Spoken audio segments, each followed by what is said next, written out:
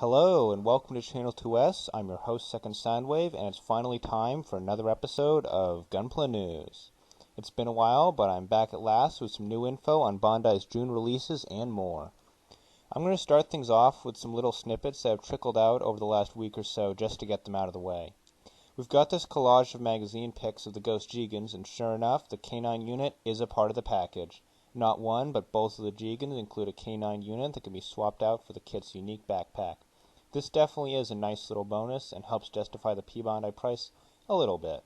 Thanks to the same batch of magazine scans, we now have back shots of the new Build Fighters kits.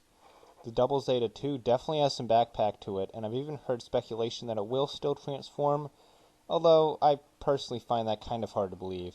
There's just too many parts sticking out at weird angles for it to look right with a flight mode. And it wouldn't be the first time Bandai's ever retooled a transforming kit into a non-transforming one in the Build Fighters line either. The Gion Salat is also looking very nice from the rear, with its clear yellow cape and royal plumage. I'm hardly a Gion fanatic, but I'm definitely sold on this one.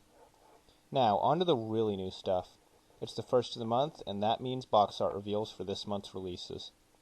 The Thunderbolt Zaki 1's box looks more or less like the rest in the line, although I do find it personally to be the least impressive of the 5 revealed so far. We got a glimpse of the Full Armor Unicorns box at Shizuoka, but now there's a good clean official pick to drool over.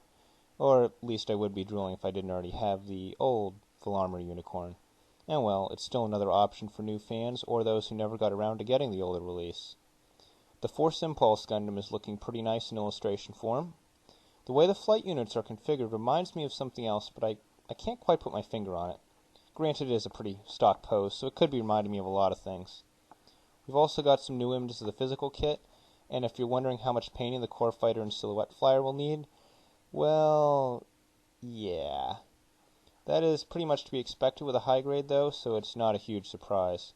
Last of the new box art reveals is the 1100 Gray's Custom. This one bugs me a little because of how there's no mention at all of the Gray's ground type on the box cover, at least as far as I can see, even though it's an alternate build for the kit. You'd think they would have at least snuck one in the background somewhere, but nope, no Gray's ground type. Kinda odd.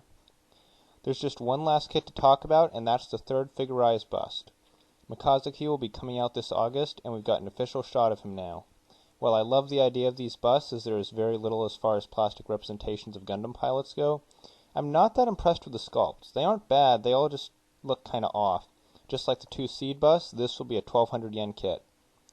That's all for tonight's episode, but be sure to subscribe so you don't miss any 2S content in the future. I've got a build log for the Master Grade Zeta 2.0 on the editing table right now as we speak, and that'll be up as soon as it's done.